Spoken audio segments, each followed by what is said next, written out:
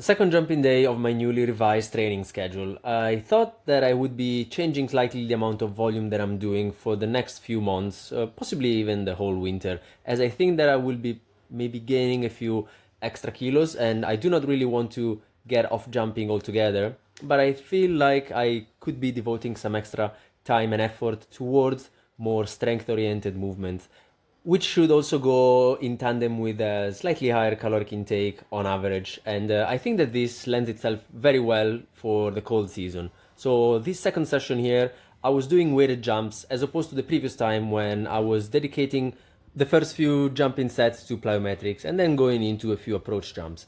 I was going for, again, a left-right approach in this session here because I feel like I am slowly, very slowly, but surely filling the gap between what my idea of a good jump is and actually putting that into practice. And this is kind of the same thing that I was talking about in the previous video about the high pull-ups and how I feel like I should be moving to get higher and the limitations of what my current physical capacity is at the moment, basically.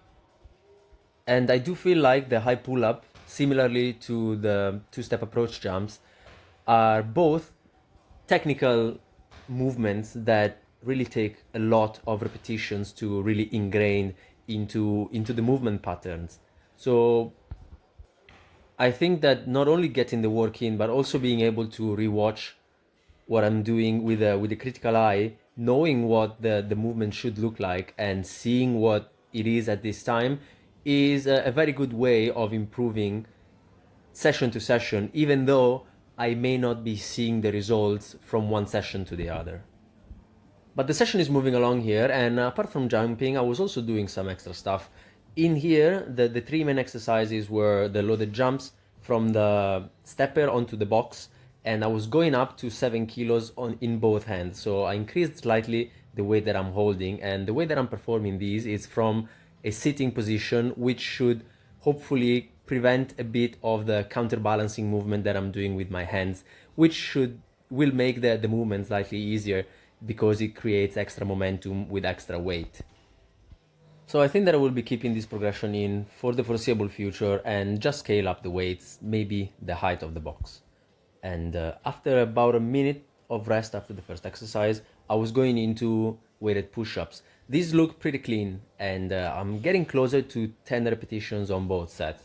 What I think I will be doing is maybe push them up to 12 because the next jump in plate is going to be 20 kilos, which is a good 30% increase over 15.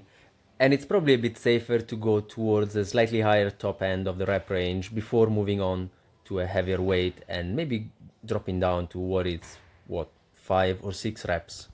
It seems like a reasonable approach.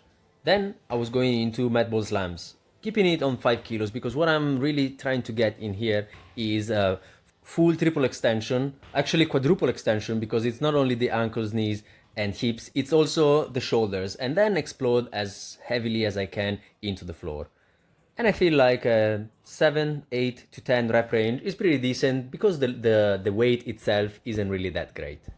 And with that, the first half of the session was done, at least in the way that I categorized that. And then I was getting into some approach jumps. I was also doing some low raises, which is the other variation with the upright rows on isolation for the shoulder. And I was doing those before the jumps because these jumps really always get my heart rate shooting into the ceiling. So I want to be getting an exercise which is an isolation and is not really taxing before this, so I can just go straight into the jumping.